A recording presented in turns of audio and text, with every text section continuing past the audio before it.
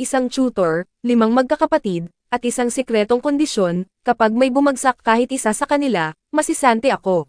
Pero paano ko sila mapapasa kung ang isa ay dinodroga ako ng pampatulog, ang isa ay laging tumatakas, at ang lahat sila ay ayaw akong makita.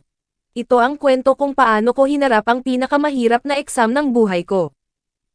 Ang pangalan ko ay Futaro. Dahil mahirap lang ang pamilya ko, palagi kong tinitipid ang aking pagkain. Kahit madalas akong asarin ng mga kaibigan ko tungkol dito at wala ring gustong tumabi sa akin para kumain, nagpasya akong baliwalain ang lahat ng nangyayari sa paligid ko. Bigla, habang naghahanap ako ng mauupuan, may isang babaeng lumitaw. Ang pangalan niya ay Nakano. Sa sandaling iyon, nagsimula kaming magtalo sa upuan dahil pareho naming gustong maupo sa pwestong napili namin. Sa huli, walang nanalo sa aming dalawa, kaya napilitan kaming magtabi sa pag-upo.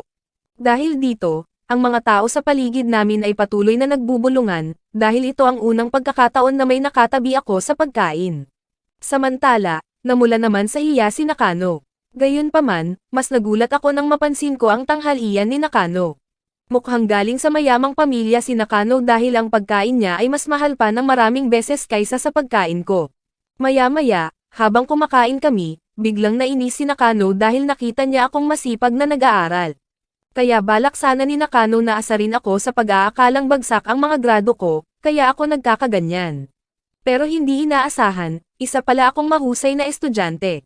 Halos palagi akong nakakakuha ng perpektong marka sa bawat pagsusulit.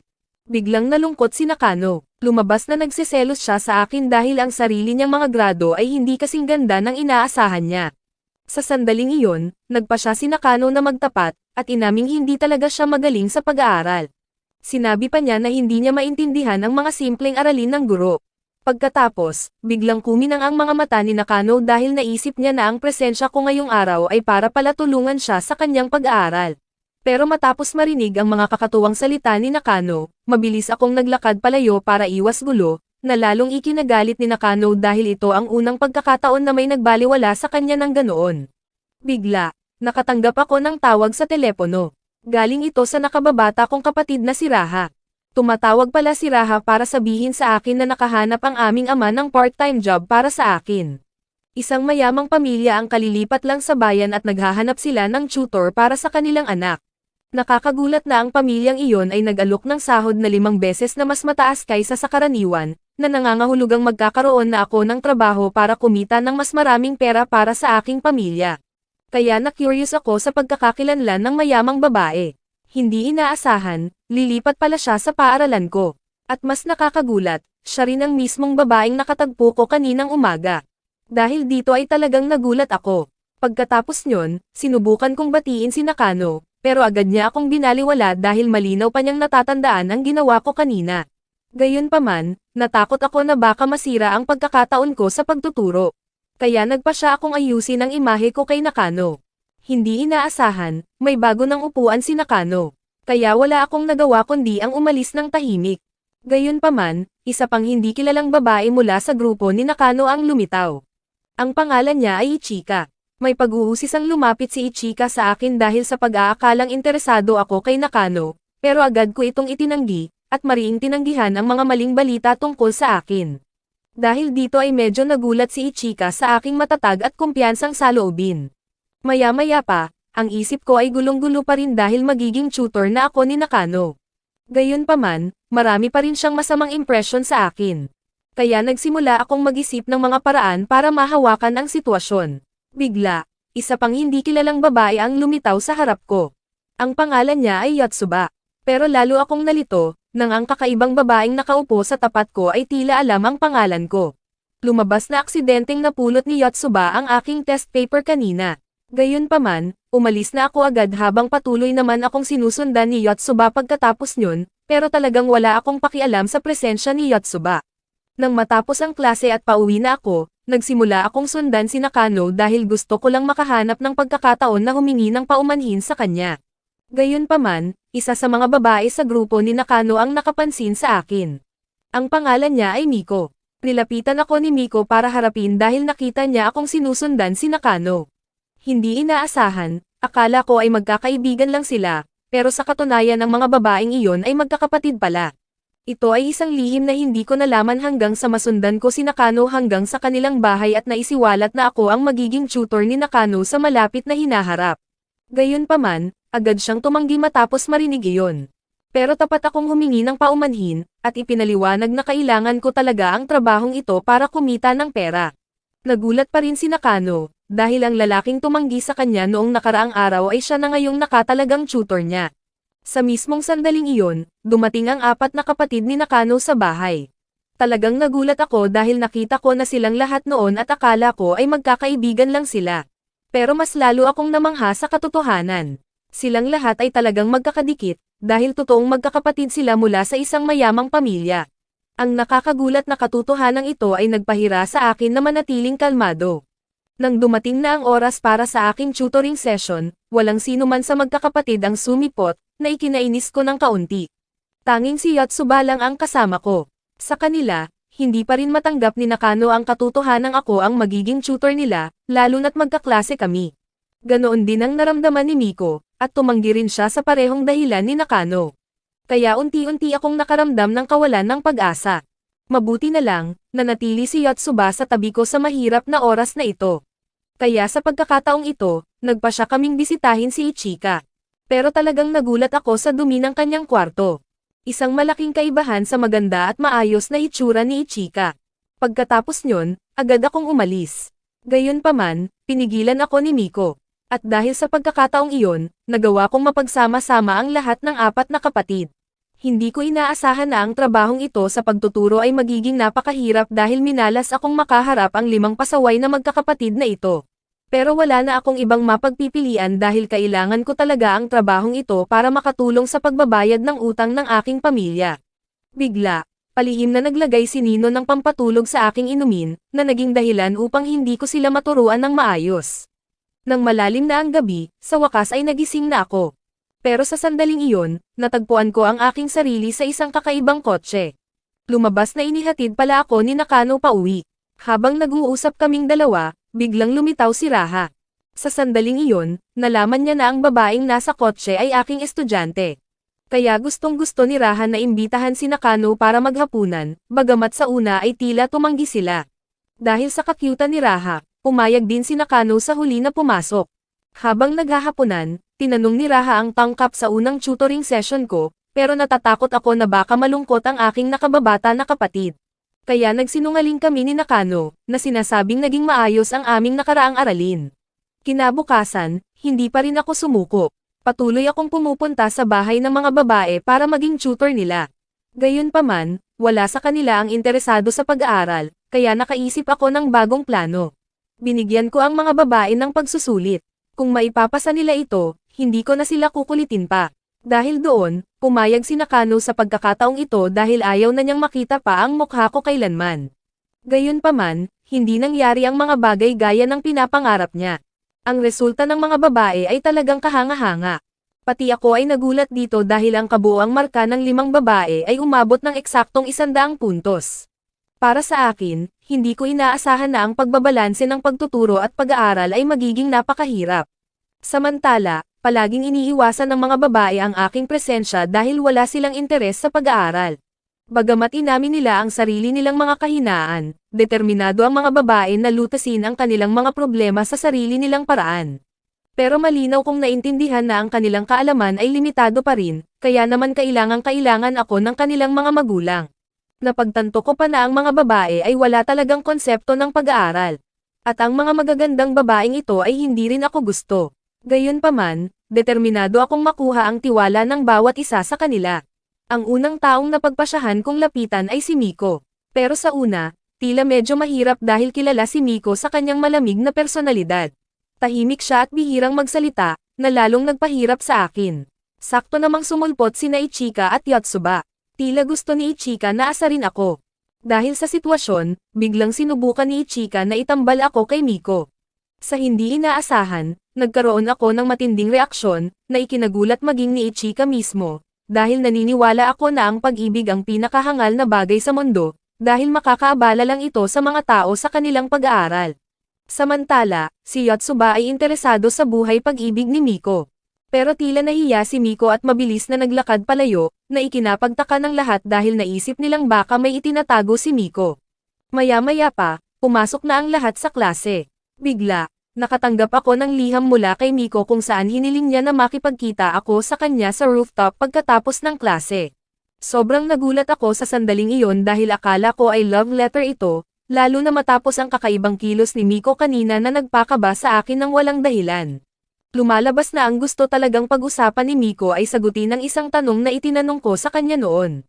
Pero ngayon lang talaga naisip ni Miko ang sagot. Nabigla ako dahil inakala ko na magtatapat si Miko ng pag-ibig sa akin.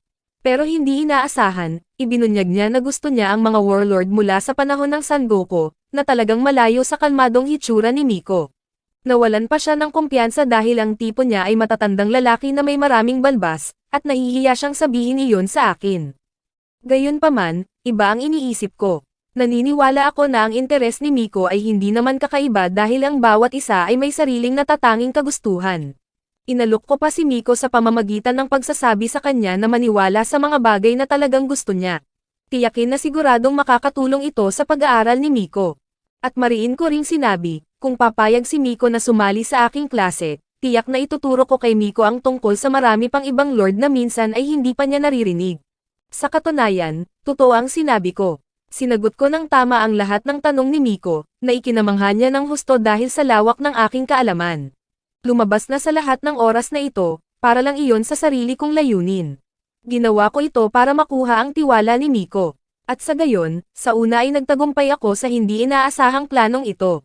Pero sa huli, nadismaya ako dahil nagbigay si Miko ng isa pang mahirap na tanong. Gayunpaman, hindi ko ito nasagot. Kaya naisip ni Miko na ang sinabi ko kanina ay pagyayabang lang.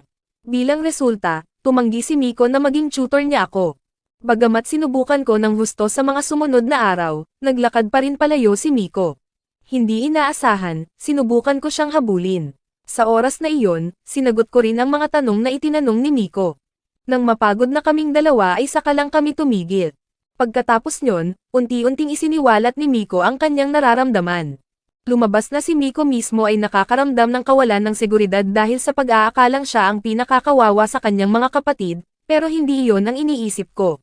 Ang mga marka ni Miko sa mga pagsusulit ay maayos naman kahit na hindi gaanong mas mataas sa average. Sa sandaling ito, biglang kong iginiit na ako mismo ay magiging isang napakahusay na tutor. Tiniyak ko pa na kailangang mag-aral ni Miko at ng 4 pang babae, at ninais kong mapagtapos silang 5 na may mga ngiti sa kanilang mga mukha. Gayunpaman, naramdaman ni Miko na ito ay isang imposibleng gawain. Hindi inaasahan, ganoon din ang nararamdaman ko. Pero para sa akin, bagay na iyon sa nakaraan dahil matapos marinig ang mga sinabi ni Miko, nagkaroon ako ng mas malakas na kumpiyansa sa sarili kong mga salita, at patutunayan ko kay Miko na ang sinabi ko ay tiyak na magagawa. Sa isa pang tutoring session ko, sa oras na iyon ay tanging si Yotsuba lang ang naghihintay sa akin. Hindi inaasahan, sumulpot din si Miko kasama nila. Matapos itong pag-isipan, nagpa siya si Miko na magtiwala sa akin, na ikinagulat ng bahagya ni Yotsuba. Kinabukasan, patuloy akong pumupunta sa bahay ng mga babae para mag-tutor. Gayunpaman, hindi ko alam kung paano pumunta sa bahay na iyon. Dahil dito ay medyo nainis ako sa sandaling iyon dahil ang lahat sa kasalukuyan ay palaging nagpapahirap sa akin. Sa kabutihang palad, lumitaw si Miko sa tamang oras. Kaya matagumpay akong nakarating sa bahay. Gayunpaman, tanging si Yotsuba lang ang natuwa na makita ako. Ang ibang mga babae naman ay hindi gaanong interesado. Lumipat pa si Nakano sa ibang mesa para mag-aral ng mag-isa dahil ayaw niyang may kinalaman sa akin. Sa sandaling ito, lumitaw din si Nino mula sa itaas. Sinimulan niyang asarin ako dahil kanina ay pinatulog ako ni Nino, na naging dahilan upang matulog ako ng matagal hanggang sa makauwi. Siyempre, may sama pa rin ako ng loob kay Nino dahil sa insidenteng iyon.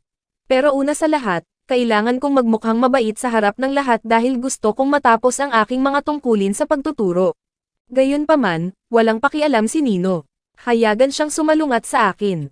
Hinikayat pa ni Nino ang iba niyang mga kapatid na lumabas para mabaliwala ang aking mga pagsisikap sa pagtuturo. Maging ako ay napagtanto na pinapahirapan ako ni Nino. Gayunpaman, hindi ko alam kung paano lulutasin ang isyong ito. Sa kasalukuyan, tanging sina Nino at Miko lang ang nasa bahay. Hindi inaasahan, Ang pagiging malapit namin ni Miko ay labis na ikinatuwa ni Nino dahil sa loob ng maikling panahon, nagawa kong makipag-usap ng husto kay Miko. Dahil kilala ni Nino ang personalidad ni Miko, na palaging tahimik at reserved. Hindi inaasahan, ang sitwasyong ito ay naging sanhi ng pagtatalo ng dalawang magkapatid. Bagamat sinubukan ko ang lahat para mag-mediate, hindi nila pinansin ang aking mga salita. Pareho na silang naging seryoso. Para makita kung sino ang mas magaling, nag-ayos pa sila ng cooking contest para malaman ang mananalo. Siyempre, hindi kayang magpatalo ni Miko, kaya tinanggap niya ang hamon ni Nino. Samantala, nag-aalala ako dahil limitado ang oras ko sa pagtuturo. Pero ang dalawang magkapatid na ito ay nakaisip ng bagong laro na ganoon na nagparamdam sa akin ng kawalan ng magagawa. Hindi ko man lang alam ang susunod na gagawin. Matapos nilang matapos ang kanilang laban, ako ang nagpasya kung sino ang mas mahusay na tagapagluto. Sa sandaling iyon, seryoso akong nagbibigay ng mga marka. Habang ang mga babae ay labis na kinakabahan, dahil ayaw kong ma-offend ang sinuman, nagpasya akong huwag magdeklara ng mananalo. Pero hindi tinanggap ni Nino ang resultang ito at agad siyang umalis pagkatapos nyon. Gayunpaman, matapos ang ilang sandali ng pagmamasid, hindi ko pa rin alam kung bakit galit na galit sa akin si Nino. Kaya wala akong nagawa kundi ang hilingin kay Miko na lutasin ang issue. Lumabas na ang lahat ay mas simple kaysa sa inaakala ko. Dahil para kay Miko, ang pinakamahusay na paraan ay magtiwala kay Nino at tiyak na gagantimpalaan ako nito. Nang paalis na ako, bigla akong mabilis na bumalik dahil may nakalimutan akong mga gamit sa itaas. Hindi inaasahan, nakasalubong ko si Nino na kalalabas lang ng banyo. Mas nakakagulat, hindi niya ako nakilala. Ang labo ng kanyang paningin na hindi na niya makilala kung sino ang nasa harap niya. Kaya inakala ni Nino na si Miko ang kasama niya sa sandaling iyon. Hindi inaasahan, nasa panganib si Nino dahil nakatayo siya sa ilalim ng mga nakatambak na libro na malapit ng mahulog. Kaya naman, hindi ako nag-atubili at mabilis na tumakbo para iligtas si Nino. Pagkatapos nyon, napatitig ako sa katawan ni Nino. Gayunpaman, tila nagpanik si Nino dahil ang taong kasama niya ay hindi si Miko. At inamin ko rin na ako iyon. Bigla, lumitaw si Nakano sa tamang oras. Agad siyang kumuha ng litrato naming dalawa dahil inakala ni Nakano na may masama akong intensyon kay Nino. Kaya binanggit niya ang maraming ebidensya para patunayan ang aking krimen. Gayunpaman, ang mga iyon ay guni-guni lang ni Nakano. Lumabas na nagsalita si Miko para sa akin dahil siya ang nagpahintulot sa akin na bumalik para kunin ang aking mga gamit. Pero hindi tinanggap ni Nakano ang katotohanan ito. Maging si Nino ay hindi rin. Samantala, sinusubukan kong ipagtanggol ang aking sarili. Kung hindi, tiyak na mawawala ang trabaho ko sa pagtuturo. Bigla, napagtanto ni Nakano ang issue. Lumabas na ginawa ko ang lahat ng iyon para lang protektahan si Nino. Dahil may ilang mga libro ang nahulog sa stand, sa wakas ay nakangiti na ako ng may kaginhawaan dahil ang lahat ngayon ay may patunay na hindi kailanman ako nagkaroon ng masamang intensyon kay Nino. Pero hindi matanggap ni Nino ang sitwasyong ito. Nagpasya pa siyang umalis sa kabila ng aking desperadong paghingi ng paumanhin at ang ibang mga kapatid ni Nino ay hindi naman nag-alala. Tila sanay na sila sa ganitong uri ng bagay. Pagkatapos nyon, sa wakas ay nakauwi na ako. Gayunpaman, sa sandaling lumabas ako ng pinto, nakasalubong ko si Nino. Nakaupo siya ng mag-isa sa ibaba na mukhang malungkot, pero agad na umalis si Nino matapos akong makitang lumitaw. Sa kasamaang palad, biglang sumara ang pinto. Lumabas na nakalimutan ni Nino na dalhin ang susi. Kaya sa sandaling iyon, lumapit ako para makipag-usap sa kanya. Gayunpaman, ginamit ko ang dahilan ng paggawa ng mahirap na assignment para manatili doon kasama ni Nino. Sa sandaling ito, naramdaman ni Nino na talagang hangal ako dahil palagi akong nag-aaral sa lahat ng oras. Pero ang dahilang ito ay tila napakakakaiba para sa akin. Lumabas na palaging itinuturing ni Nino ang lahat ng mga tanga at galit siya sa lahat ng tao sa paligid niya, maging sa sarili niyang mga kapatid. Gayunpaman, alam ko na nagsisinungaling si Nino tungkol dito dahil may isa lang dahilan kung bakit niya ako kinaiinisan. Iyon ay dahil mahal na mahal niya ang kanyang mga kapatid at isa lang akong estranghero na kalilitaw lang. Sa katunayan, totoo iyon. Pero inisip pa rin ni Nino na natural lang iyon. Sa sandaling ito, unti-unti kong ibinahagi ang aking kwento dahil talagang naiintindihan ko ang nararamdaman ni Nino dahil mayroon din akong kasing cute na nakababatang kapatid. Hindi inaasahan, biglang pinutol ni Nino ang aking sinasabi dahil hindi pa rin niya maintindihan kung ano ang mali doon. Kaya patuloy pa rin kinaiinisan ni Nino ako. Kahit na gawin itong dahilan para magalit sa kanya ang kanyang mga kapatid, hindi mag-aalala si Nino. Pagkatapos nyon, lumitaw si Miko. Agad niyang hinila si Nino sa itaas. Samantala, hindi pa rin ako mapakali dahil ang lahat ng mga paghihirap ay tiyak na darating sa akin bukas. Bagamat hindi ako iginagalang ng iba, determinado pa rin ako sa aking trabaho sa pagtuturo. Gayunpaman, minsan ay hindi ko man lang alam kung bakit kailangan kong maging seryoso tungkol dito. Sa sandaling ito, may pumunta sa bahay ko. Nakakagulat, si Nakano iyon. Gayunpaman, agad kong isinara ang pinto dahil naramdaman kong may mali dito. Lumabas na pumunta si Nakano dahil may ibibigay siya sa akin. Iyon ay ang sahod ko para sa trabaho sa pagtuturo. Bagamat tuwang-tuwa ako sa loob, hindi ko inaasahang tinanggihan ko ang sahod dahil kahit na pumunta ako sa mga bahay ng mga babae, wala pa akong naituturo sa kanila. Gayunpaman, hindi ito kinuha ni Nakano. Kaya wala akong nagawa kundi tanggapin ang pera. Pagkatapos nyon, tinanong ko si Raha kung ano ang gusto niyang gawin. Hindi inaasahan, gusto niyang subukang maglaro ng video games at inimbitahan pa niya si Nakano na sumama sa kanila. Nakakagulat na pumayag din si Nakano, na naikit sa kakyutan ni Raha. Nang makarating sila, sobrang tuwa ni Raha dahil hindi maganda ang sitwasyon ng aming pamilya. Napakabihira para kay Raha na makapunta sa mga lugar na ganito. Kaya masaya siya, maging si Nakano ay napansin ito. Pagkatapos nyon, kumuha ang lahat ng group photo ng magkakasama, na ikinatuwa ng husto ni Raha sa sandaling iyon. Ipinangako niya sa kanyang sarili na pahahalagahan niya ang sandaling ito magpakailanman. Maya-maya pa sa pauwi, naalala ni Nakano na hindi pa niya natatapos ang kanyang takdang aralin. Nagsimula ko ring alalahanin ang bagay na ito. Bigla, nagsimulang tumakbo palayo si Nakano. Hinabol ko siya, sa pakiramdam na may nakakahinalang nangyayari. Sa sandaling iyon, lumitaw din doon ang 4 pang kapatid ni Nakano. Nasaksihan nila ang lahat ng nangyari sa aming dalawa.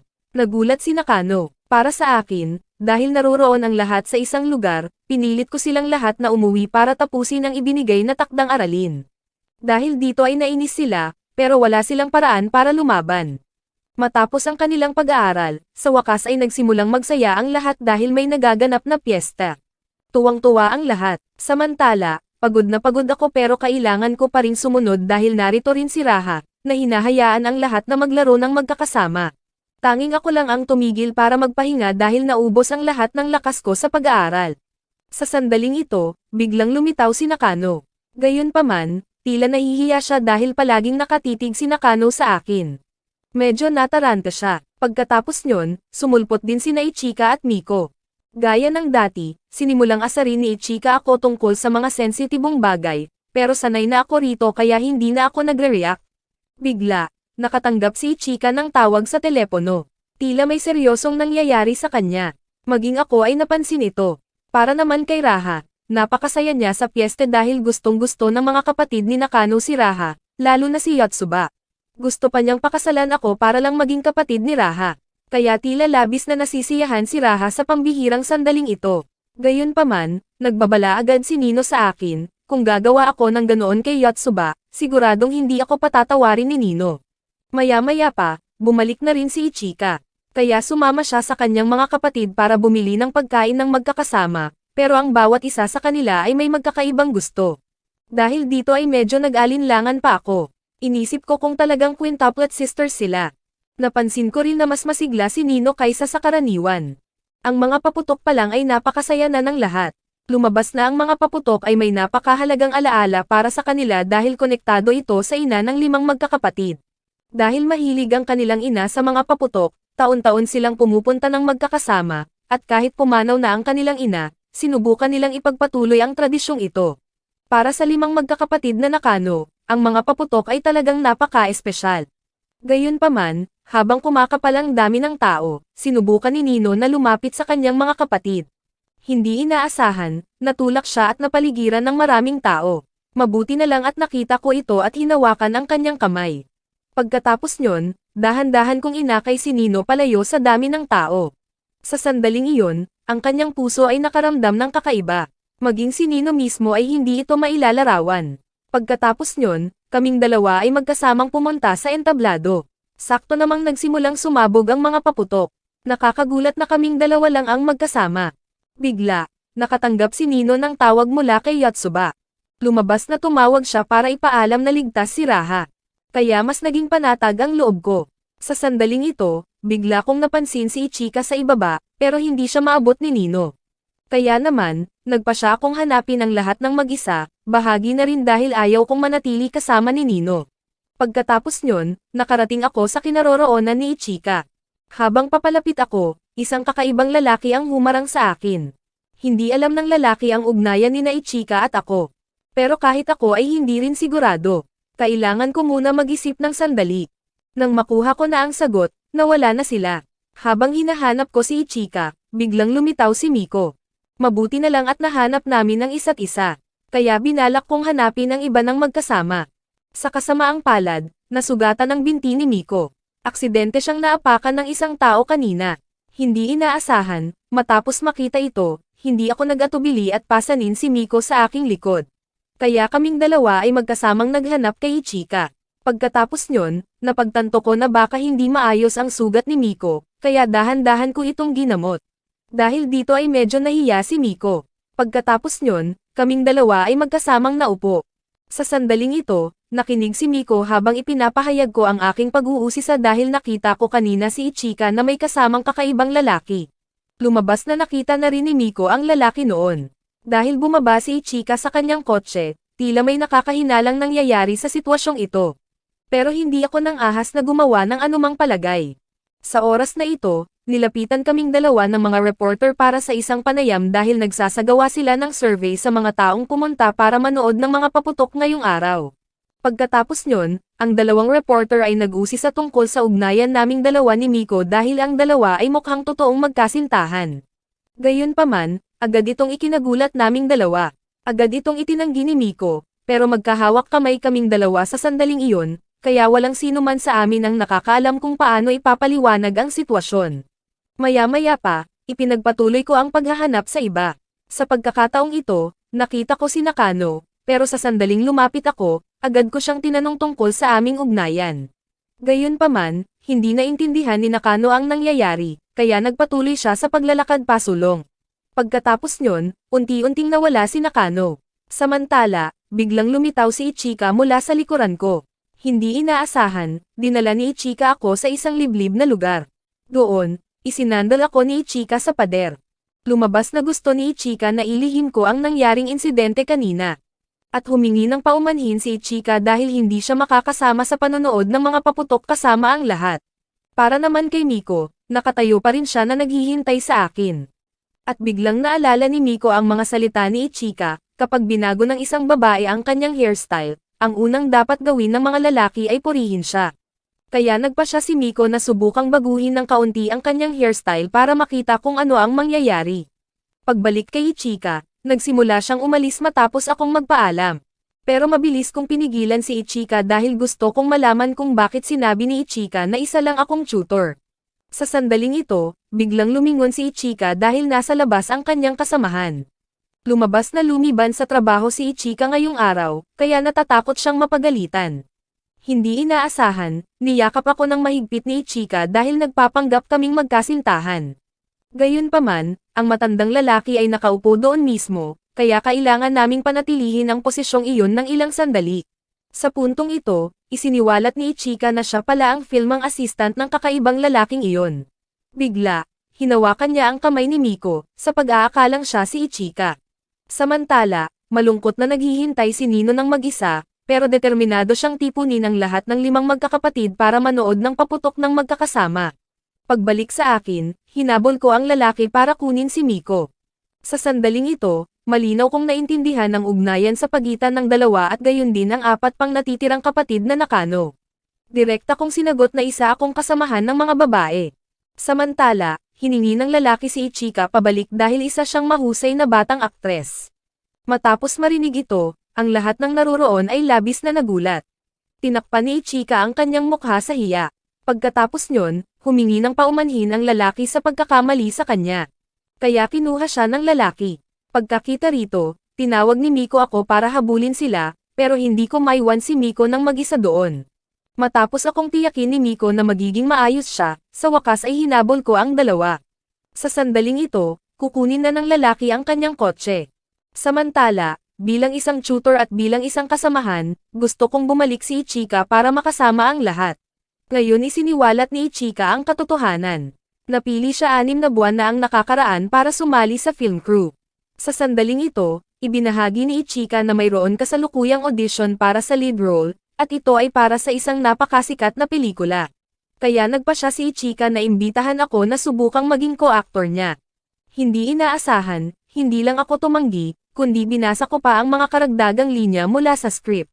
Maya-maya pa, dumating ang lalaki sa pagmamaneho. Paalis na sana si Ichika. Bigla, hinawakan ko ng mahigpit ang kanyang kamay. Ipinaalala ko rin kay Ichika na huwag nang magsuot ng isa pang pekeng ngiti, dahil alam ko na palaging ginagawa iyon ni Ichika para lang itago ang kanyang tunay na nararamdaman.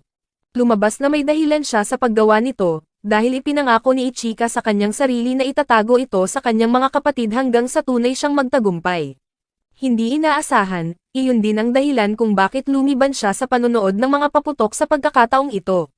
Gayunpaman, sinabi ko na ang ngiti ni Ichika ay masyadong peke. Hindi ito makakatulong sa kanyang pag-arte. Mas mabuti para kay Ichika na bumalik at mag-aral ng masigasig para maipasa niya ang mga pagsusulit at makapagtapos. Gayunpaman, ito ang landas na pinili ni Ichika. Kaya hindi siya nakinig sa payo ko at umalis.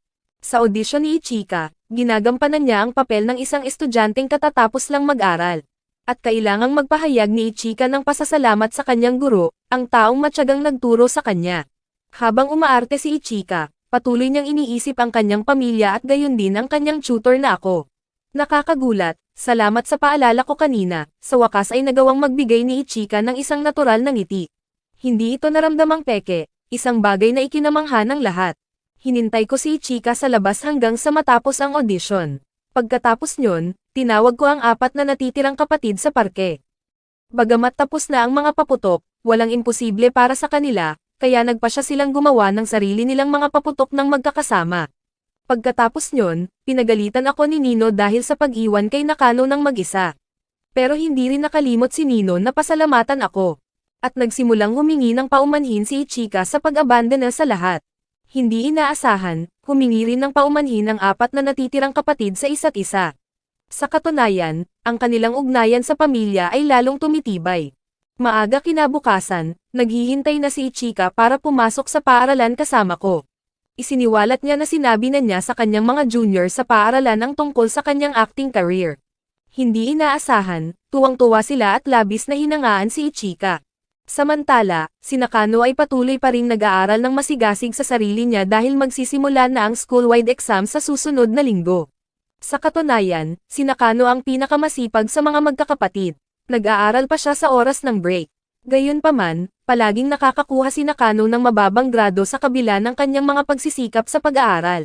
Lumabas na ito ay dahil sa katigasan ng ulo ni Nakano, kaya nag-aaral siyang mag-isa nang hindi nangangailangan sa akin. Nagtanong pa si Nakano sa guro tungkol sa mga aralin. Para naman kay Nino, isa siyang spoiled party girl. Si Nino ay isa ring tamad na tao. Sa sandaling ito, kasama niya ang kanyang mga kaibigan.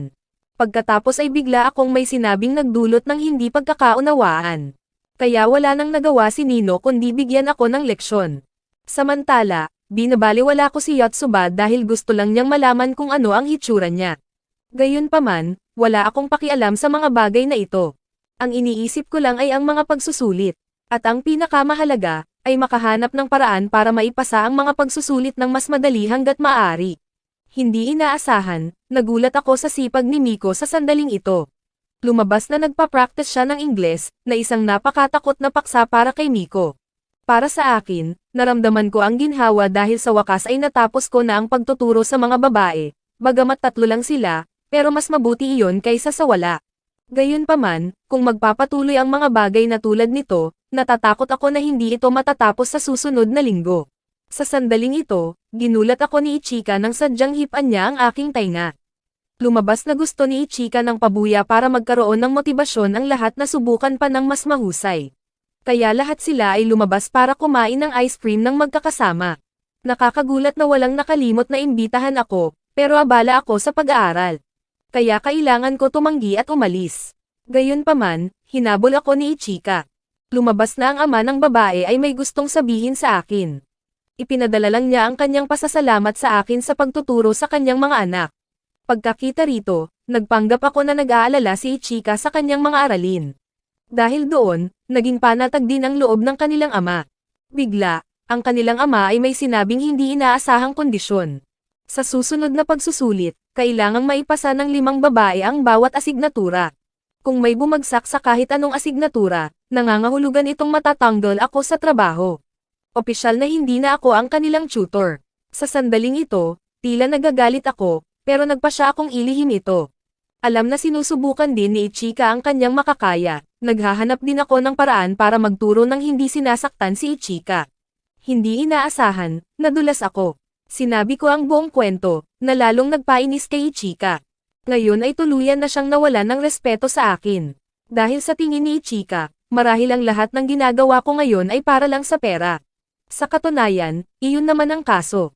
Sa sandaling ito, inamin ko ito nang may pagkadismaya dahil mas gugustuhin kong tumuon sa trabaho kaysa mag-alala sa isang matigas ang ulong tao tulad ni Ichika. Bilang resulta, ang aming relasyon ay unti-unting lumalala dahil lang sa isang sandali ng kapusukan ko. Maaari akong magbayad ng mataas na presyo. Sa oras ng break, nagtipon ako kasama ang aking mga kaibigan para magsaya. Gayunpaman, naramdaman ni Miko na tila desperado ako ngayong araw. Sa sandaling ito, binalak kong sabihin ang buong katotohanan. Nang biglang lumitaw si Nino, pinag-isipan kong mabuti, kung mabubunyag ang aking lihim, lalong magiging magulo ang lahat. Binalak ni Nino na imbitahan si Nakano na maglaro ng magkakasama, pero tumanggi siya dahil abala siya sa pag-aaral. Pagkatapos ay sinubukan ni Nino na pauwiin ako, pero tumanggi akong umalis. Gusto kong mag-tutor magdamag dito ngayong araw.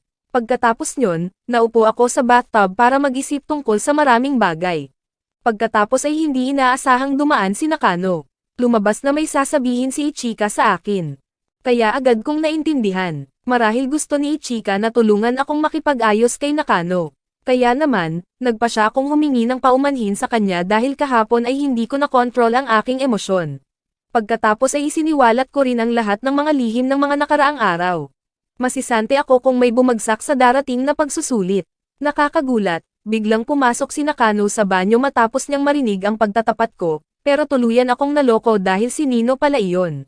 Pagkaraan ng ilang sandali, bumalik ako. Gayunpaman, labis akong nag-aalala sa nakitang tila may binabalak si Nino. Natatakot ako na baka gumamit siya ng maruming laro para takutin ako. Pagkatapos nyon, may ilang tanong si Ichika tungkol sa takdang aralin. Kaya bumaba ako at naupo sa tabi niya dahil gusto ko ring patunayan kay Nino na kapaki-pakinabang ako. Hindi inaasahan, nagtanong si Miko tungkol sa aking ideal type, na ikinagulat ng lahat ng mga babae sa paligid. Sa sandaling ito, sumang-ayon din akong isiwalat ito kung matatapos nila ang takdang aralin para sa araw na ito. Kaya ang lahat ay masigasig na nalutas ang mga problema. Sa wakas, isiniwalat ko na ang unang bagay ay dapat na palaging masayahin ang babae at, ang mahalaga, dapat siyang magaling magluto. Panghuli, dapat ay may kakayahan siyang mag-alaga sa nakababatang kong kapatid. Matapos marinig ni Miko ang ibinahagi ko, tila nalungkot siya. Para naman kay Ichika, nakita niyang natapos ni Miko ang lahat ng ibinigay na pagsasanay. Kaya banayad na ipinaalala ni Ichika sa akin na purihin si Miko. Hindi inaasahan, inilagay ko ang aking kamay sa kanyang ulo at dahan-dahan hinaplos ito. Pagkatapos nyon, hiniling ni Ichika kay Yotsuba na suriin kung paano ang aking pelikula. Hindi inaasahan, ang aking puso ay mabilis na tumitibok at hindi tumitigil. Naramdaman ni Nakano na masyadong maingay, kaya hiniram niya ang headphones ni Miko para makapag-focus sa pag-aaral. Pagkatapos nyon, tinawag ni Ichika ako sa labas para makapag-usap ng pribado. Lumabas na tungkol ito sa hindi ko kailangang pakikipagtalo sa mga babae. Madalas kaming magtalo ni Nakano, na halata naman. Gayunpaman, ang gustong makita ni Ichika ay ang pakikipagtalo para maging mas malapit, hindi ang tensyong sitwasyong kinalalagyan namin. Ngayon, sa sandaling ito, naisip ni Ichika sa kanyang sarili. Sigurado siya na sinasaktan na naman ng kanyang nakababatang kapatid ang sarili nito. Sa kasalukuyan, ako lang ang makakahawak nito. Kaya ipinagkatiwala ni Ichika ang lahat sa akin.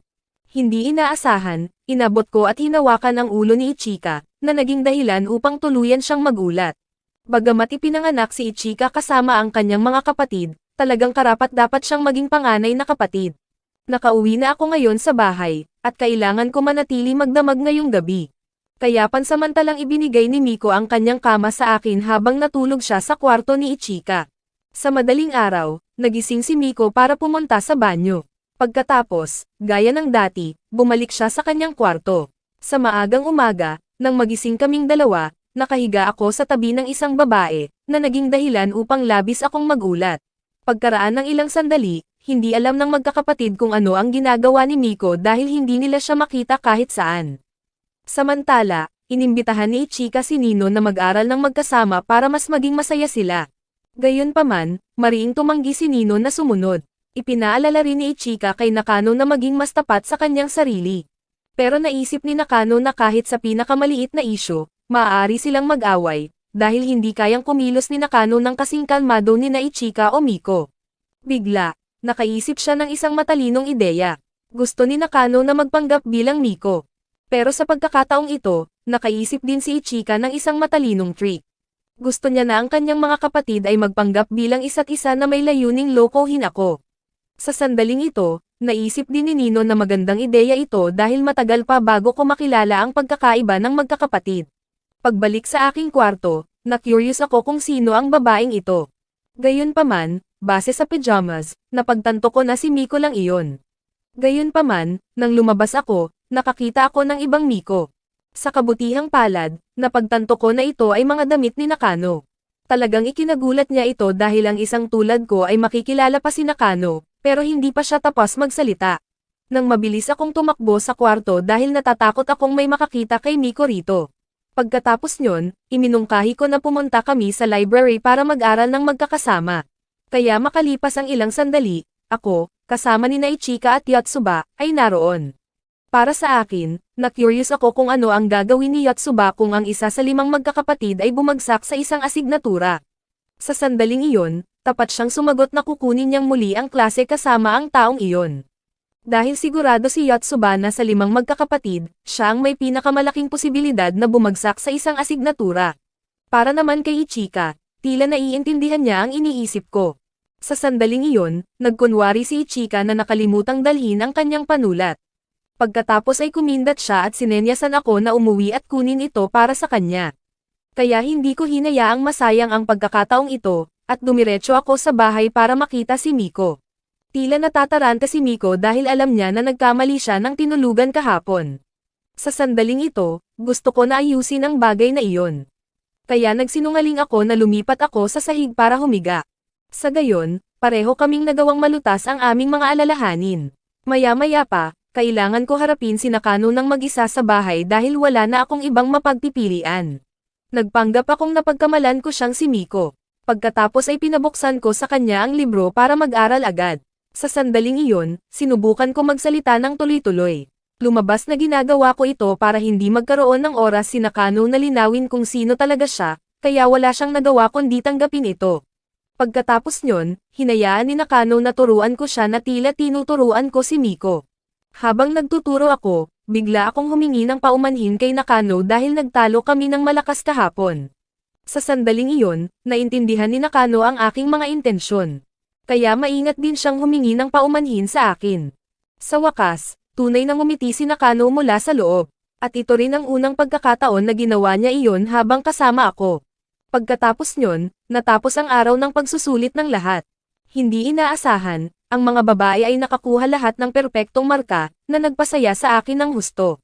Pero ang lahat ng mga pangyayari sa ngayon ay panaginip lang para sa akin. Sa buong linggo, ang lahat ay nag-aral ng napakahirap habang ako naman ay patuloy na natutulog sa bahay ng mga babae. Ngayon ang opisyal na simula ng mga pagsusulit, pero bigla kong naalala na ang roll call ay 8:30. Gayunpaman, ang aking orasan ay lumampas na sa 8:00. Kaya kaming 6 ay mabilis na tumakbo sa paaralan kahit nahuli na kami. Ang mga babae ay dahan-dahan pa rin gumagawa ng mga side activities. Si Ichika ay abala sa pag-idlip habang naglalakad. Huminto pa si Nakano sa panaderia dahil gusto niyang gamitin ito para ipahayag ang kanyang pasasalamat sa akin. Iyon ay dahil sa ginawa ko noon. Siyempre, sa kabila ng pagmamadali sa paaralan, ang 5 babae, pero minarkahan pa rin silang huli ng 3 minuto maliban kay Yotsuba, na medyo mabilis at masigla, kaya madali siyang nakapasok. Hindi inaasahan, agad na nakaisip ng plano ang mga kapatid ni Yotsuba dahil ang kanilang hitsura ay halos magkapareho. Sinamantala ito ng mga babae para magpanggap bilang si Yotsuba. Kaya naman matagumpay na nalampasan ng 5 babae ang guro at nakapasok. Gayunpaman, nakonsensya pa rin si Nakano sa panloloko ng iba ng ganoon. Para sa akin, ginamit ko ang parehong paraan gaya ng mga babae dahil gusto ko rin makapasok.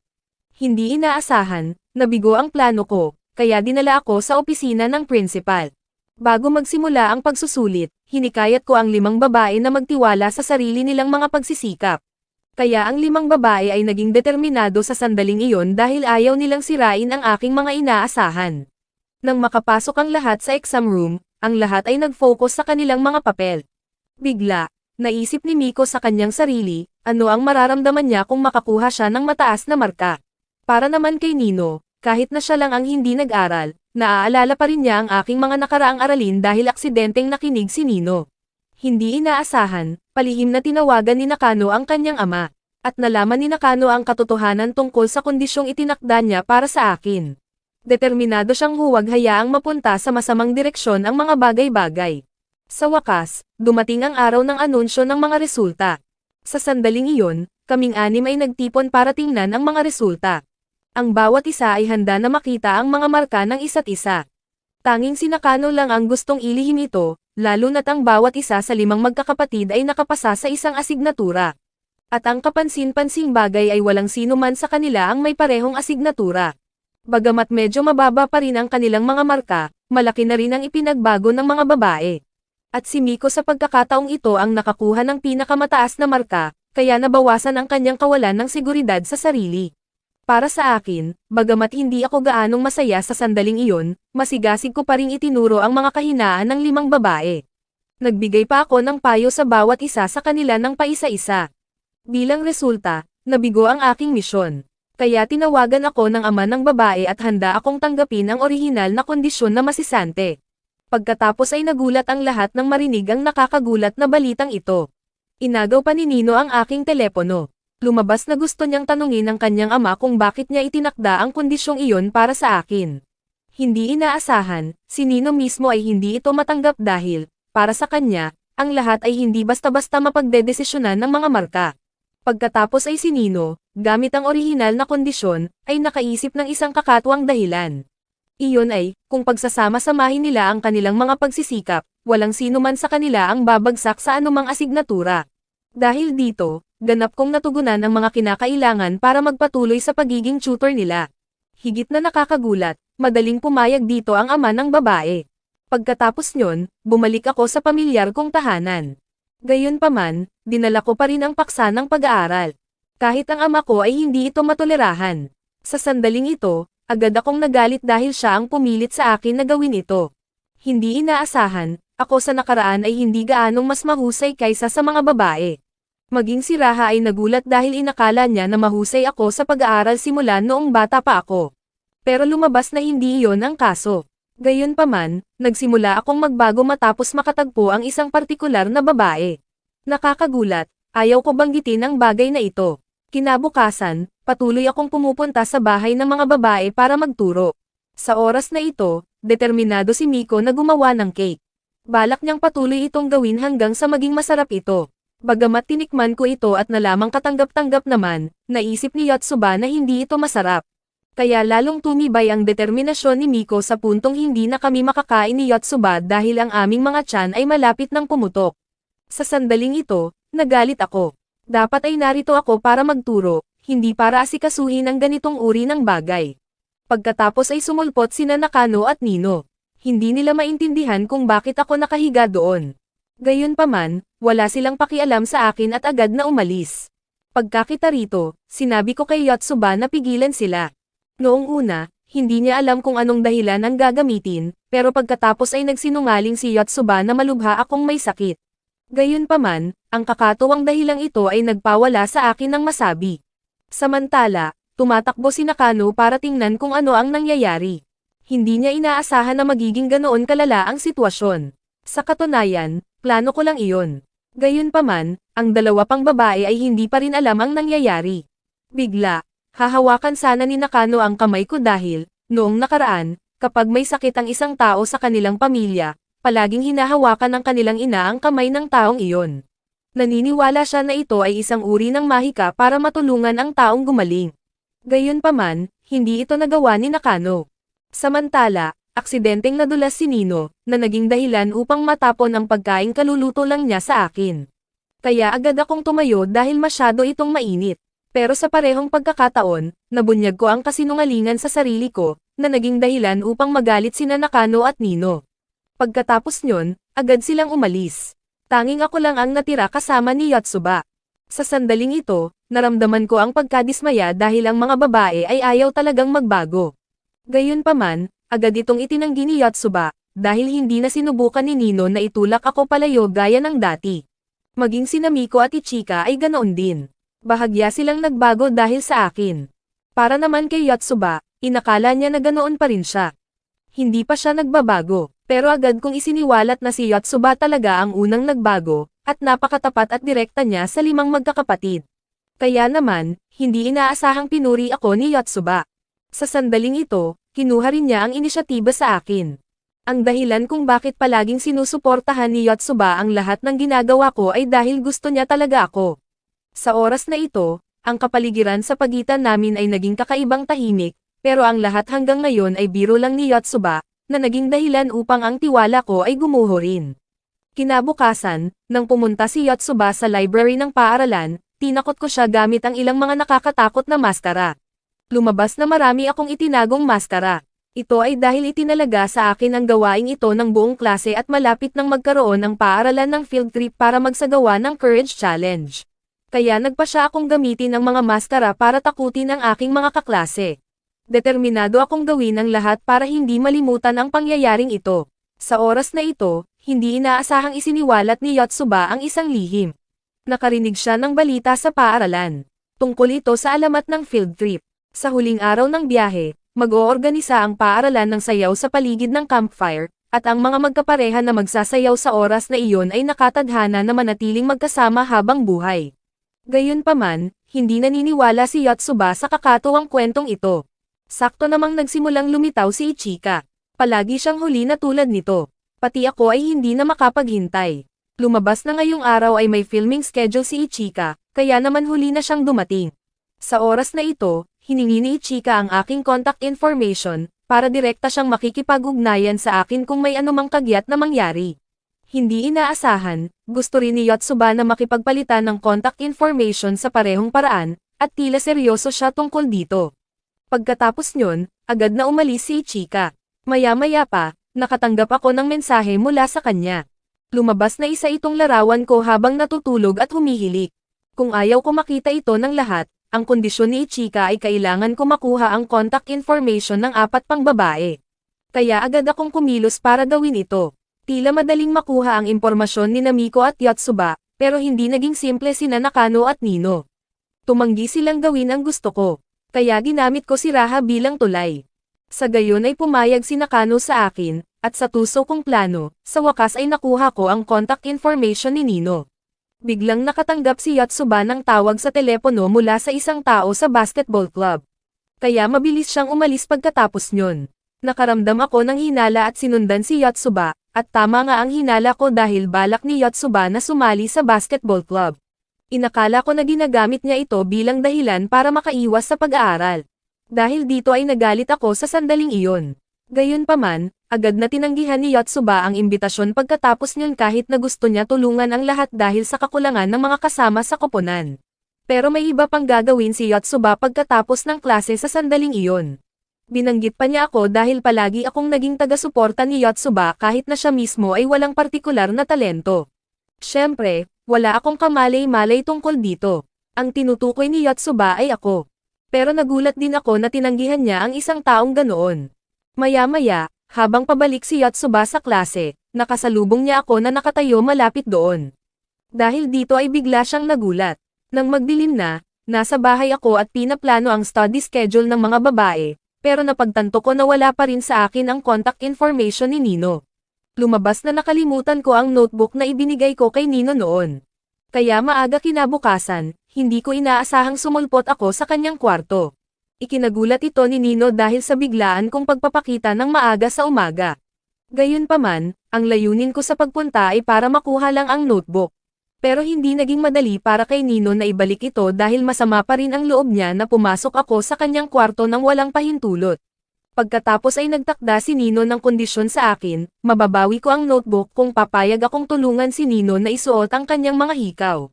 Kaya mabilis akong sumunod, hindi inaasahan, nahulog ang notebook. Aksidente nitong naipakita ang litrato ko noong bata pa ako. Mabuti na lang at hindi pa ako nakikilala ni Nino, kaya nagsinungaling ako, na sinasabing kamag-anak ko iyon. Pagkatapos nyon, matagumpay kong nabawi ang notebook at umalis. Kinabukasan, sa hallway ng paaralan, tuwang-tuwa si Yotsuba dahil maraming aktibidad sa panahon ng excursion. Ako naman ay walang pakialam sa alinman sa mga ito. Lumabas na inaabangan ni Yotsuba ang bonfire event. At sa maalamat na sayaw sa oras na iyon, ang sino mang magkapareha na magsasayaw ay magiging magkasama habang buhay. Dahil narinig ni Yotsuba na maraming magkapareha ang matagumpay na nagsisimulang mag-date, tuwang-tuwa siya. Ako naman ay kabaligtaran, hindi ako interesado sa romansa. Para sa akin, ang pag-aaral ang pinakamahalagang bagay. Gayunpaman, marami pa ring tanong si Miko tungkol sa pag-ibig. Hindi niya maintindihan kung bakit kailangan niya makipag-date sa taong gusto niya. Sa sandaling iyon, biglang lumitaw si Ichika. Ipinaliwanag niya kay Miko ang tungkol sa mga kwento ng pag-ibig. Iyon ay dahil kapag mahal ng isang tao ang isa pang tao na hindi na nila mapigilan ang kanilang sarili, natural na gusto ng taong iyon na magkaroon ng relasyon sa kanila. Sinamantala ko ang pagkakaroon ng maraming tao rito, at sinabi sa lahat na magsimulang mag-aral. Gayunpaman, may recording session si Ichika ngayong araw, kaya hindi siya makakasama sa pag-aaral. Mabilis ding umalis si Yotsuba dahil gusto niya maghanda para sa darating na excursion. Pagkatapos nyon, hiningi ni Ichika kay Miko na pumunta sa klase para dumalo sa pulong para sa kanya. Nakatanggap pa si Miko ng wig na kapareho ng kay Ichika para walang sino mang makapansin sa pagkakaiba. Ako naman ay nagulat sa pagbabagong ito. Pagkatapos ay dumating si Miko sa silid-aralan ni Ichika. Sa sandaling iyon, may isang lalaking nagngangalang Maria. Inakala niya na ang taong nasa harap niya ay si Ichika. Kaya sadyang ninais ni Ma na makasayaw siya sa gabi ng bonfire, dahil gusto talaga niya si Ichika. Ang aktibong kilos ni Ma ngayon ay ang kanyang paraan ng panliligaw sa kanya. Gayunpaman, ang taong nasa harap niya ay hindi naman talaga si Ichika. Kaya hindi alam ni Miko kung paano tutugon. Dahil dito, nagpasya siyang umalis agad pagkatapos nyon. Hindi inaasahan, na nakatayo sa labas, alam ko ang lahat ng nangyayari. Sa sandaling iyon, napansin ni Ma na tila kakaiba ang babaeng nasa harap niya. Kaya naghinala siya na ang kasalukuyang Ichika ay hindi totoo, dahil alam din ni Ma ang tungkol sa kanyang mga kapatid. Mabuti na lang at mabilis akong tumakbo para protektahan si Miko. Kaya nagpanggap kaming dalawa na malapit sa isa't isa. Inakala pa ni Ma na nagdi-date kaming dalawa, pero matagumpay kaming nakalayo kay Maria. Mabuti na lang at hindi nabunyag ang pagkakakilanlan ni Miko. Pagkatapos nyon ay aksidente naming nakasalubong ang natitirang magkakapatid. Lumabas na nagpaplano ang lahat na mamili para sa darating na excursion. Kaya makalipas ang ilang sandali, sama-sama ang lahat. Hindi inaasahan, naramdaman ni Yotsuba ang pagiging kakaiba dahil mamimili silang kasama ang isang lalaki. Dahil dito ay naramdaman ni Yotsuba na parang nakikipag-date siya. Gayunpaman, kakaiba ang naging reaksyon ni Nakano pagkatapos nyon. Inisip niya lang na pamimili lang iyon. Pero nagsimula ring mamula ang mukha ni Nakano. Pagkatapos nyon ay nagsimula siya magbabala sa akin, dahil sa aming dalawa, tutor at estudyante lang kami. Kaya kailangang mapanatili ang tamang distansya.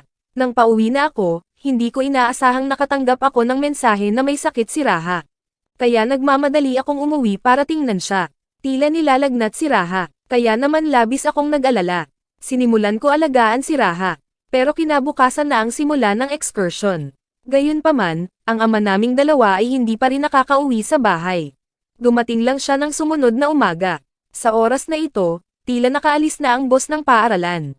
Wala akong pakialam. Sa katunayan, masaya ako na magkaroon ng dagdag na araw na walang pasok para makapag-aral sa bahay. Biglang hindi inaasahang nagising si Raha. Lumabas na unti-unting bumuti ang kanyang kalusugan. Kaya pinayuhan ako ni Raha na magmadali na sa paaralan. Gayunpaman, inisip ko pa rin na nakaalis na ang boss. Hindi inaasahang lumitaw si Nakano sa sandaling iyon. Lumabas na hinihintay ako ng mga babae sa ibaba. Dahil dito ay wala na akong dahilan para tumanggi sa excursion na ito. Pero hindi magiging ganoon kadali ang paglalakbay namin. Na-stock ang bus ng lahat dahil sa lagay ng panahon, kaya tiyak na matatagalan bago makarating sa destinasyon. Nakahanap kami ng malapit na inn para pansamantalang matuluyan. Hindi inaasahan na kailangan magsama-sama ang lahat. Kaya nag-usap ang 5 magkakapatid sa kanilang sarili na kailangang mag-ingat ang lahat dahil ako lang ang lalaki doon. Gayunpaman, bigla akong tumayo sa likuran nila na nakikinig, na lubos na ikinagulat ng mga babae. Maya-maya ay nagsimulang kumain ang lahat dahil nagugutom na ang lahat. Tuwang-tuwa sila rito. Bigla namang na-curious si Ichika sa mga aktibidad sa excursion. Lumabas na nasaliksik ko na ang lahat ng maayos. Kaya ipinaliwanag ko ang lahat ng mga pangunahing kaganapan. Maging ang mga babae ay humanga sa pambihirang memorya ko. Nang sumapit ang gabi, mahimbing akong natulog. Ang 5 babae naman ay nagsimulang makaramdam ng kaba dahil ito ang unang pagkakataon na matutulog silang kasama ang isang lalaki. Pero kailangan din ng mga babae na matulog dahil kinabukasan ay kailangan nila ng lakas para makasali sa maraming aktibidad. Hindi inaasahan kinabukasan, nakahiga si Ichika sa tabi ko. Lumabas na buong gabi siyang pabalik-balik sa higaan. Gayunpaman, nakatitig na ngayon si Ichika sa akin ng maigi. Medyo natataranta ang kanyang ekspresyon dahil tinitingnan niya ang mukha ko sa ganoong kalapit na distansya. Sa sandaling iyon ay lalo siyang lumapit. Biglang pumasok si Nakano sa kwarto sa mismong sandaling iyon. Malakas niyang isinara ang pinto sa gulat dahil aksidente niyang nasaksihan ang sitwasyon. Gayunpaman, wala akong kamalay-malay sa nangyayari. Maya-maya ay sama-samang pumunta ang lahat sa excursion site kasama ang kanilang mga kaklase habang nanatiling tahimik si Nakano. Iniisip ang mga pangyayari mula kaninang madaling araw. Para naman kay Nino, na-curious ang lahat tungkol sa kanyang partner sa sayaw. Gayunpaman, wala pa ring kapareha si Nino, marahil dahil napakataas ng kanyang standard. Wala pa ring partner si Nino. Lumabas na iniisip pa rin niya ang lalaking iyon na ako noong maliit pa ako. Pero hindi pa rin alam ni Nino ang pagkakakilanlan ko. Pagkatapos nyon ay sa wakas ay nakarating ang lahat sa picnic spot. Ang bawat isa ay may kanya-kanyang gawaing dapat gawin. Gayunpaman, tila hindi naging maayos ang paggawa ng mga babae sa kahit ano. Ako naman ay nakaupo sa tabi ni Maria.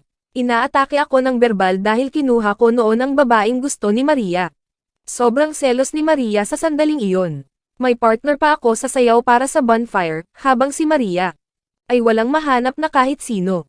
Bagamat si Yotsuba ang nakatalaga sa pamamahala ng bonfire, napaka-energetic din niya sa pagtulong sa iba.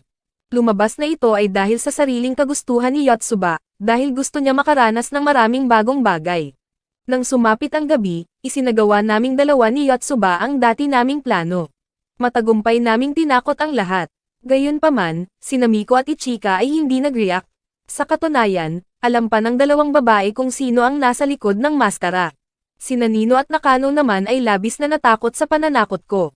Gayunpaman, sa pagkakataong ito ay tila nasa panganib ang 2 pang babae dahil napunta sila sa isang bawal na landas. Sa sandaling ito ay opisyal na humiwalay si Nino sa lahat. Mabuti na lang at mabilis ko siyang nahanap, pero hindi alam ni Nino kung sino ang nakatayo sa harap niya. Lumabas na nakasuot ako ng wig, kaya nahirapan si Nino na kilalanin ako. Hindi inaasahan na naging kakaiba ang kanyang pagsunod, isang bagay na hindi ko rin mapaniwalaan. Sa sandaling ito ay nagsimulang magtapat si Nino, na sinasabing nakita na niya ang lalaking nakatayo sa harap niya sa isang litrato noon. Ngayon ay napagtanto ko na inakala ni Nino na ako ang lalaking aksidente niyang nakita sa wallet ko noon. Kaya nag-aalangan ako, hindi alam kung dapat ko ba sabihin kay Nino ang katotohanan o hindi. Gayunpaman, bago iyon, dapat na kaming umalis pareho sa lugar na ito. Hindi inaasahan na ang kasalukuyang itsura ko ay eksaktong tipo ni Nino, kaya patuloy siyang nakatitig ng hindi nangangahas na magsalita. Biglang napansin ni Nino ang isang pasa sa noo ko, kaya dahan-dahan niya itong inalagaan para sa akin. Hindi inaasahan, nakarinig kami ng kakaibang ingay na unti-unting nagpatakot sa amin. Sa sitwasyong ito, bigla akong tumakbo sa unahan, na nagparamdam kay Nino ng kaunting pagkabigo. Kasabay nito ay nasa mapanganib siyang sitwasyon. Kaya naman mabilis kong iniligtas si Nino, na naging dahilan upang aksidente kaming bumagsak sa isa't isa. Bagamat hindi ko binigyang pansin ito, hindi inaasahang nanatiling tahimik si Nino at ang kanyang mukha ay unti-unti nang namumula. Pagkatapos nyon, napansin ko na tila natatakot pa rin si Nino, kaya iniabot ko sa kanya ang isang anteng-anteng niraha, na may layuning subukang bawasan ang takot ni Nino. Sa sandaling iyon ay biglang may ibinahagi si Nino sa akin. Lumabas na tungkol ito sa alamat ng campfire tungkol sa mga magkasintahan. Kaya sa sandaling ito ay kinuha ni Nino ang inisyatiba sa akin. Gusto ni Nino na magkahawak kamay para magsayaw ng magkasama sa tabi ng campfire. Dahil dito ay agad akong natigilan dahil sa biglaang inisyatiba ito.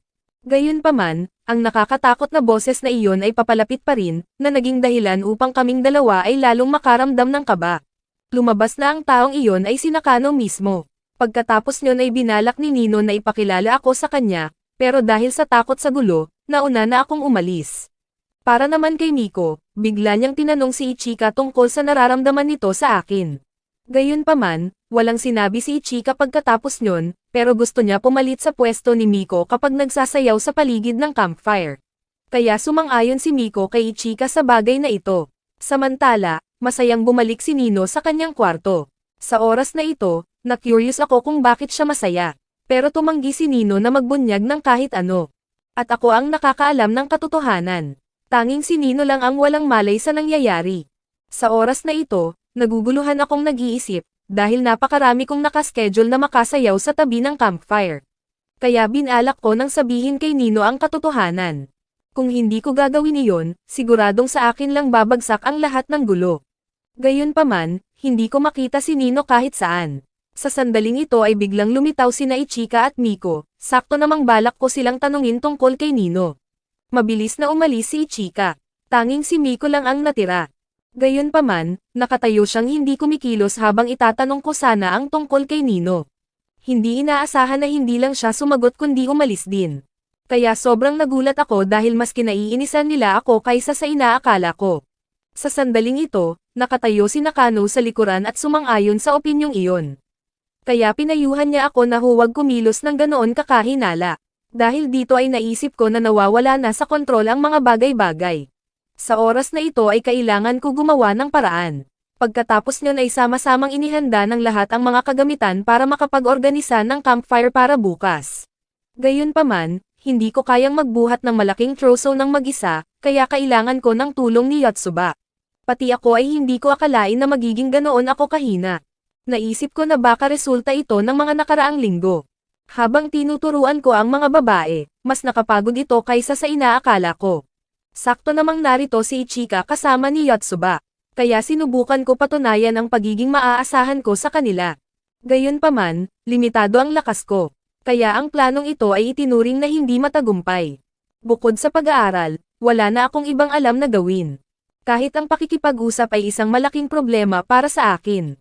Sa kasamaang palad, habang nagtatrabaho kaming dalawa, nalock ang pinto ng kwarto, na naging dahilan upang hindi kami agad makalabas. Kaya kami ni Ichika ay may pagkakataon ng mag-usap ng magkasama. Hindi inaasahan, balak ni Ichika na huminto sa pag-aaral. Lumabas na plano niya lang magpahinga ng sandali.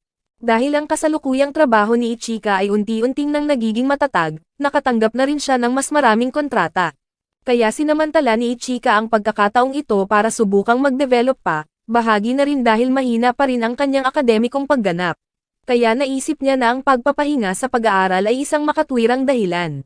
Hindi inaasahan, hindi lang ako sumalungat, kundi hinikayat ko pa si Ichika dahil bihirang makahanap ng trabahong talagang gustong gawin ng isang tao.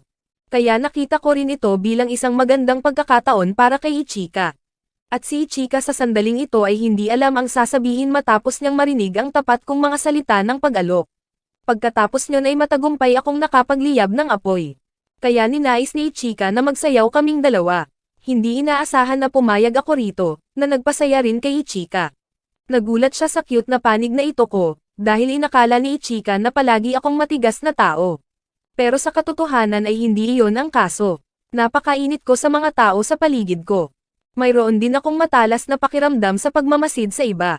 Kaya bagamat hindi ako magaling sa pakikipag-usap, ang mga taong nakakasalamuha ko ay naiintindihan pa rin ang puso ko. Gayunpaman, kaming dalawa ay naging pabaya at hinayaang kumalat ang apoy sa labas. Kaya tumunog ang fire alarm para subukang patayin ang apoy, at kaming dalawa ay kailangang mabilis na tumakbo sa labas. Hindi inaasahan na sina Nakano at Miko ay parehong nasa labas. Lumabas na hinahanap nila kami ni Ichika kahit saan. Mabuti na lang at matagumpay kaming nahanap ng dalawang babae. Kinabukasan ay nahihiya ako dahil hindi ko alam kung paano ipapaliwanag ang nangyari kahapon dahil sina Nakano at Miko ay tila galit. Lumabas na galit si Nakano dahil kami ni Ichika ay napunta sa ganoong kapanganib na sitwasyon. Sa oras na ito ay nasa tabi ni Ichika si Nakano na nag-aalaga sa kanya, pero malinaw na alam ni Ichika na sinusubukan lang ni Nakano na iwasan ako. At sa katunayan ay ganoon nga ang kaso. Pero hindi pa rin lubos na naintindihan ni Nakano kung bakit naging ganito ang lahat. Para sa akin, habang nakahiga ako at nag-iisip, biglang tumakbo si Yotsuba sa kwarto. Lumabas na gusto niya imbitahan ako na lumabas at magsaya. Kaya kaming dalawa ay magkasamang nag-skiing. Pagkatapos niyan ay sumulpot din ni Nino at Ichika para sumama sa amin. Gayunpaman, hindi ko makita si Nakano kahit saan, kaya tinanong ko si Ichika nang may pag-uusisa. Sa sandaling ito ay tapat niyang ibinahagi na sinusubukan akong iwasan ni Nakano. Dahil dito ay wala rin siyang intensyong pumunta rito bagamat mukhang maayos ako sa labas, sa loob ay kakaiba akong nalulungkot. Maya-maya pa ay aksidente kong naibagsak ang isang bagay na noong gabing iyon ay ibinigay sa akin ni Nino, pero sa katotohanan ay naniniwala pa rin si Nino na inilaan iyon para sa isa pang lalaki. Kaya natatakot ako na baka magdulot ito ng hindi pagkakaunawaan sa kanya. Kaya mabilis akong tumakbo palayo. Pagkatapos niyan ay nagtago ako sa loob ng isang snow tent. Hindi inaasahan na itinayo pala ito ni Miko. Kaya kaming dalawa ay nasa tabi na ng isa't isa ngayon. Binaliwala ko ang mga babae sa labas dahil narito ako para makipag-usap kay Miko. Gayunpaman, kaming dalawa ay hindi naman talaga nagsalita kaya ang kapaligiran namin ay biglang naging awkward. Pagkatapos niyan ay tinawagan ni Miko si Ichika nang lumabas ako. Lumabas na gusto niya maging pantay-pantay ang lahat, at ang tinutukoy ni Miko ay ang alamat ng campfire. Ang mga babae ay nagkukumpetensya na ngayon sa isa't isa para hawakan ang kamay ko. Pagkatapos niyon ay muling nagkita ang lahat. Sa sandaling ito ay tila hindi maganda ang pakiramdam ko. Nahulaan ko na nahawa ako ng sakit mula kay Raha. Kaya nag-alala rin ako dahil natatakot ako na baka makaapekto ito sa kalusugan ng mga babae. Hindi inaasahan na naroon din si Ichika. Dahil dito ay nainis si Miko dahil alam niya na hindi rin maganda ang kalusugan ni Ichika. Kaya mas mabuti para sa kanya na manatili sa kanyang kwarto para magpahinga. Samantala, na-curious ako sa kinaroroonan ni Nakano, dahil simula umaga ay hindi ko siya makita kahit saan. Kaya nagpa siya akong hanapin siya. Dahil dito ay sumama ako kay Ichika para maghanap. Hindi inaasahan nang makarating kami sa cable car, agad kong hinubad ang wig ni Ichika. Lumabas na ang babae ay si Nakano pala talaga. Kaya naman noong una ay iminungkahi ko na magsama kami. Hindi inaasahan matapos mabunyag, agad na humingi ng paumanhin si Nakano sa akin dahil hindi niya nalinaw ang lahat sa simula. Gayunpaman, lubos kong naintindihan kung bakit ganoon ang naging kilos ni Nakano. Biglang nahirapan si Nakano sa paghinga. Marahil ay unti-unting nang lumalala ang kanyang kalusugan, na naging dahilan upang ako na nasa tabi niya ay labis na mag-alala. Mabuti na lang, nang dinala siya pabalik sa kwarto ng mga babae, ang kalusugan ko ay unti-unting nang naging matatag. Nang sumapit ang gabi, nagsimulang makilahok ang lahat sa mga aktibidad sa picnic, at nagkaroon si Miko ng pagkakataong mas mapalapit kay Ichika. Samantala, biglang naging kakaibang tahimik si Yotsuba. Lumabas na aksidente niyang nakita ang notebook ko.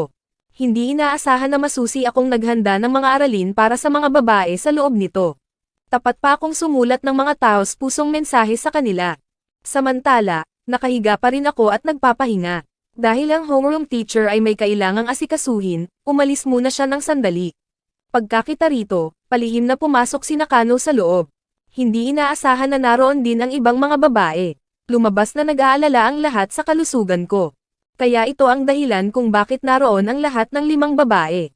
Pagkatapos niyon ay nagsimula ng sindihan ang campfire dahil nananatili pa rin ang alamat at hindi alam ng mga babae ang gagawin. Kaya ang bawat isa sa kanila ay kailangang humawak sa isa sa mga daliri ko. Hindi inaasahan, sa pinagsamang lakas ng 5 babae, mabilis kong nabawi ang aking espiritu. Gayunpaman, kung talagang gumagana ang alamat ng campfire ay nananatiling misteryo. Maraming salamat sa panonood, sana nag-enjoy ka sa anime na ito. Mag-subscribe at pindutin ang notification bell upang updated ka lagi sa mga bagong video na may upload namin. At para makatutok sa higit pang Tagalog anime recap, magkita tayo sa susunod.